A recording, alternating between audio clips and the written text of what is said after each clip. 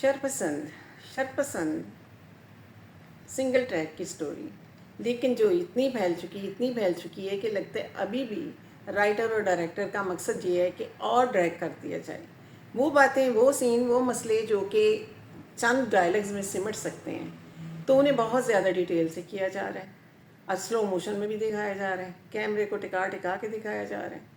تو کیا ہو گیا ہے کیا؟ اور ہمارے پاس موضوع بہت اچھا تھا، اس میں نعمان اعجاز نے تو کمال کر دیا ہے، اور ابھی تک میں نے اس وقت آج میں نے انالیسس کرنا ہے 40 سے لے کے 46 تک کی آلموسٹ ایپیسوڈز کا۔ تو اس میں دیکھیں کیا دکھایا گیا ہے جی، کہ شادیاں، ولی نے جب ماں کو تنگ کر دیا تو ماں نے رشتہ طے کر دیا ولی کا مناحل کے ساتھ، اور حماد کے لیے اس کی ماں نے کہ یہ حماد کو ڈپریشن سے صرف نکال سکتی ہے ایمان، تو ایمان کو چن لیا، جس کا وہ جانتی ہے وہ کتنی بدتمیز ہے اور کتنی وہ زبان دراز ہے، اور اس کے اندر ایک گرج بھی ہے حفصہ کے بارے میں کہ حفصہ کا کی سلیکشن کیوں کی گئی۔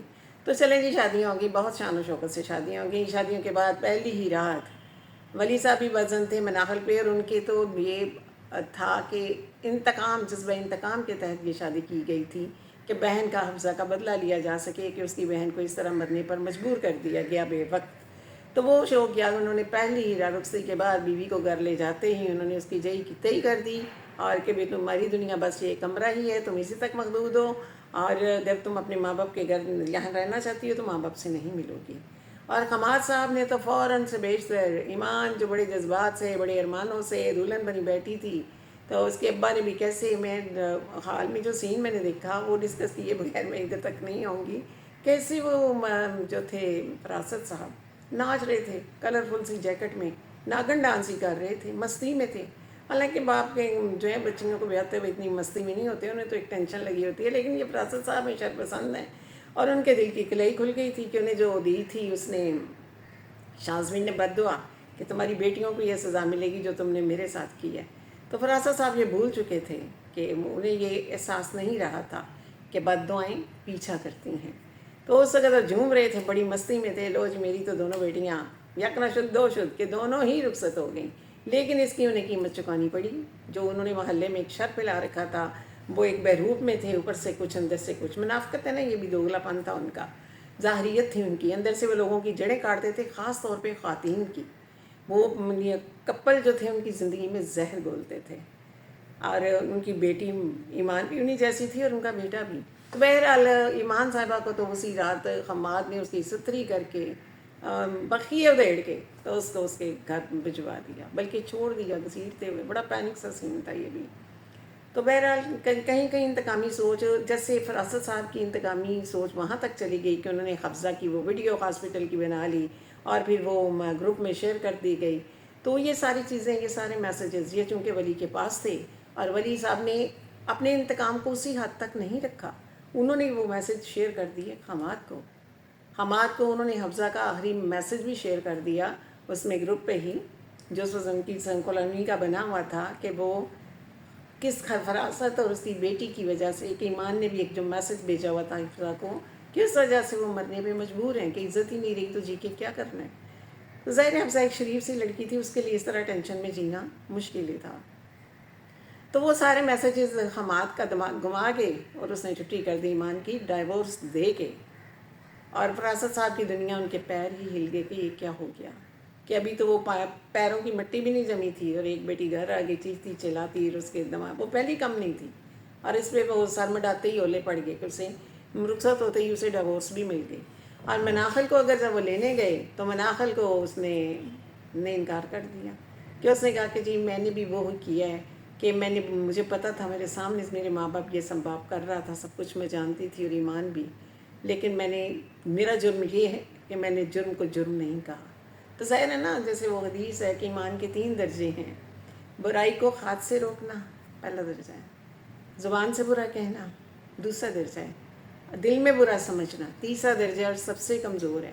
تو مناخل بھی تو ایمان کے کمزور درجے میں تھی، دل پہ برا سمجھتی تھی اپنے ماں باپ کی چلاکیوں ہوشیاریوں کو، لیکن کہتی نہیں تھی، کہیں پر وہ ان کو روکتی نہیں تھی۔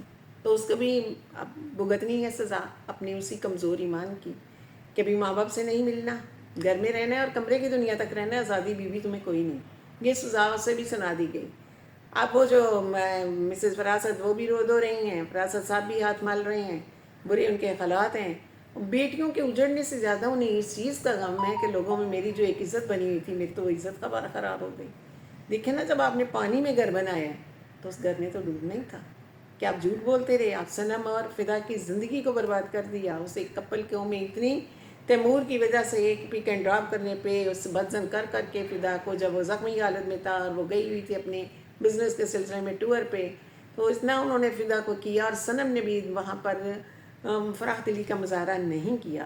نہ تو اس نے یہ برداشت کیا یہ سوچ کے کہ چلے میرا ہسبینڈ بیمار تھا اور فراست اور محلے دار اگر آ کے ان کی دل جوئی کرتے تھے، کھانا وانا مل جاتا تھا فریش، تو ٹھیک ہے وقتی طور پہ. عورتیں تو بہت کچھ برداشت کرتی ہیں، لیکن صنم نے بھی یہاں پر کم ظرفی کا مظاہرہ کیا. اور پھر بجائے اس کے کہ بھی وہ اگر تیمور کے حوالے سے تم پر شک کر رہا ہے تو تم کلیئر کرو، شازمین والی بات تم کلیئر کرو کہ تیمور کے اچھا انسان ہے اور میں تو اس کے لیے شازمین کے لیے سوچ رہی ہوں، تو وہی مسئلہ ختم ہو جاتا ہے. لیکن ڈرامے کو ڈریگ کرنا ہے نا جی، ہم نے ڈرامے کو تو پھیلانا ہے. ڈرامے کی پاپولیرٹی اس سے کم ہوتی ہے، زیادہ نہیں ہوتی کہ جتنی آپ ایپیسوڈ بڑھاتے جائیں گے تو ڈرامہ اتنا ہی ہائی فائی ہو جائے گا. ہائی فائی نہیں ہوتا کہ ایک چھوٹی سی بات کے لیے پورا ایک ایپیسوڈ چلتا ہے. تو بہرحال پھر صنم چلی گئی شازمین کے گھر، وہ وہاں رہ رہی ہے. شازمین کو پرپوزل دے دیا گیا تیمور کا، وہ اس پہ غور و فکر کر رہی ہے. اب شازیہ کو چین نہیں، وہ مناحل کو دیکھ دیا تو اسے تکلیف ہوتی ہے، وہ اسے اپنی بیٹی کے قاتلوں کی بیٹی لگتی ہے. اب پوری سوسائٹی نے چونکہ میسیجز پڑھ لی ہیں فراست صاحب کی بارے میں، وہ سوچنے لگے ہیں کہ یہ غلط انسان ہے. لیکن ابھی بھی فدا صاحب جو ہے، فدا کا بھی کریکٹر عجیب ہے، مرد اور کانوں کا اتنا کچا ہے، فراست صاحب کی باتوں میں آئے اور حقیقت اس کی آنکھوں پہ کھلتی ہی نہیں ہے.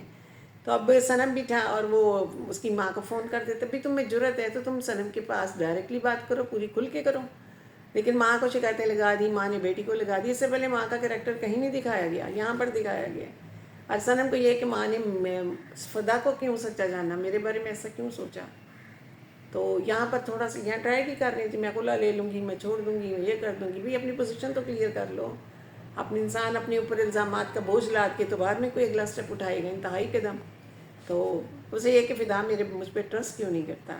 تو جب شرپسند فراست علی صاحب جیسا کردار، جس نے کہ پورے محلے میں زہر بویا ہوا ہے اپنے آپ کو اچھا بنانے کے لیے، تو وہ اس نے جو ہاتھوں سے گریں لگائی تھی نا، اب اسے وہ دانتوں سے کھول لی ہیں.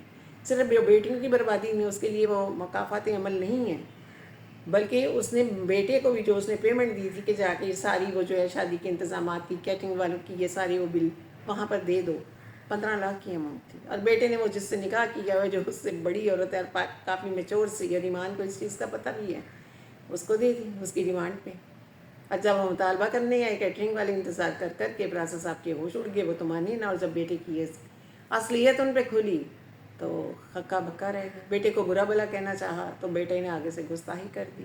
تو فراست علی صاحب جائیں کہاں تو جائیں کہاں. ایک طرف کوئی عزت کو رو رہے ہیں، دوسری طرف بیٹے کی حرکت کو رو رہے ہیں، تیسری طرف مناحل کا منی منی منی کے ساتھ کیا بنے گا، کیا کرتی ہوگی. تو ان کے دل و روح و دماغ تینوں تو ٹانگے گئے نا. انہوں نے لوگوں کو ٹانگنا چاہا، لوگوں کا چین سکون چھیننا چاہا. تو کہتے ہیں نا بکرے کی ماں کب تک خیر منائے گی، ایک دن تو چھری کے نیچے آئی. تو وہ چھری کے نیچے آ گئے ہیں. حالات کی اور بدلے کی چھری جو ہے نا ان کی گردن کے قریب پہنچنے کو ہے، بلکہ پہنچ چکی ہے. دم گھٹا جا رہا ہے ان کا. تکلیف دہ منظر، ان کا بے چین ہونا، اسی طرح پریشان رہنا، کھپتے رہنا اسی موضوع پہ، اور بیوی کا بھی پریشان ہونا. ظاہر ہے ماں باپ ہیں، وہ شرپسندی تو اوروں کے ساتھ کرتے تھے، اپنے بچوں کے لیے کرتے تھے نا. تو بچوں کی تو زندگیاں ہوگی مشکل، بلکہ تباہی کے کنارے پر پہنچ گئیں. اور ایک بیٹی، وہ بیٹی جو پھٹ بھی تھی، بد لحاظ بھی تھی، خود غرض بھی تھی، اس پہ جب ڈیورس ہوئے تو اس سے تو یہ برداشت نہیں ہو رہا کہ مناخل اپنے ادھر کیوں بیٹھی ہوئی ہے، حالانکہ مناخل بھی تو وہاں سولی پہ ٹنگی ہوئی ہے. جانے کا تختہ جو ہے وہ کھینچ دیا جائے اس کے پیروں کے نیچے سے. تو یہی ڈرامہ اگر جیسے اسے آپ لے گئے 46 ایپیسوڈ تک، اور آئی تھنک سو اس کی 50 آپ ضرور کریں گے، نظر آ گیا جتنی یہ سلو جا رہے ہیں. اگر یہی ڈرامہ 25 قسطوں میں سمو دیا جاتا تو یقیناً زیادہ اچھا امیج بناتا. گھسیٹا گھسیٹی اس میں دکھائی نہ دیتی. اب ہاں بتی کے سین ہیں، محلے دار ہیں، ادھر چل رہے ہیں ادھر چل رہے ہیں، گیٹ تک آ رہے ہیں. کیا ضرورت ہے اتنی؟ آڈینس بچے تو نہیں ہیں، میچور تو نہیں ہیں کہ انہوں نے تشریحات دیکھ کے ڈرامے کو سمجھنا ہے. تو اس لیے ڈریگ کر دیا گیا. اس کی ڈریگنگ ہی اس کا ویک پوائنٹ ہے.